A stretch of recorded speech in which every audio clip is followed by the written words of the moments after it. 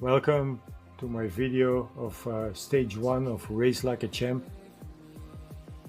It's been a while since I was actually racing hard on Zwift, where normal winters were like only racing. This year I have other goals in real life, so this winter I start more like workout training, although I don't like it that much, but I consistent. Also did a lot of zone 2. So it's been a while since I was actually doing VO2 max and stuff like that. So because it's time to do so, I started following Race Like a Champ. First race was in Scotland. As you can see, the start is always a bit of a tricky point. You always have to ramp up just a little to be consistent in the first group. But once the group is settled, this is quite an easy course for me. My best powers are the short ones, 15 seconds, 30 seconds, 1 minute. So yeah, the flatter the course, the better for me. That's the point. So we're into 2 laps here on the Scottish circuit, going into the downhill, which means that from now on, the pack is settling and I can ease off in just a tick. You can see I'm just pushing over 300 watts because I'm quite at the back. But once I be a bit more in front in like a minute or so, I can drop the power a bit, recover. This is a typical race where riding away is not really a point.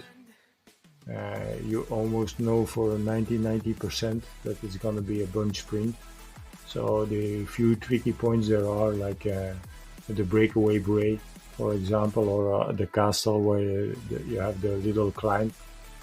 You know you have to be in front there because the door will be open at the back. So once you are too far behind, you risk of getting dropped because you end up by with the droppers, actually, even if you're still okay. So yeah, let's fast forward this because not much to see, just keeping the bunch, actually doing nothing, and then focus on the last 3Ks where you have to be in front to be at the sprint. So let's move on.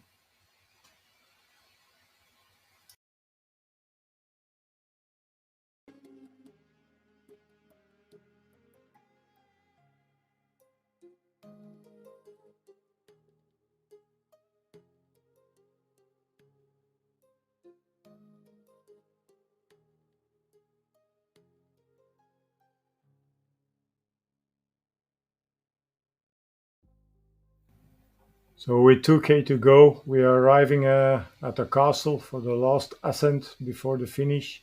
You can see all the feathers are getting dropped, which is pretty stupid because you know there's not one option anymore to get a new power up. So you will need it for the finish. So I kept mine, just making sure I'm in the head of the pack for now. You can see I'm like riding top 10. But here you will notice I will keep my power off, letting it drop a bit because I don't want to be actually quite in front towards the sprint.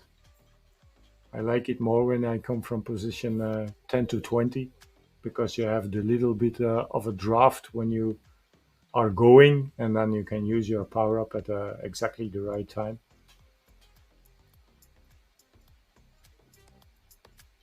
Entering the last piece now, you can see all the peloton is stretched, which is good because you know they are not coming back, and even if they're coming back, their arrows are already long gone.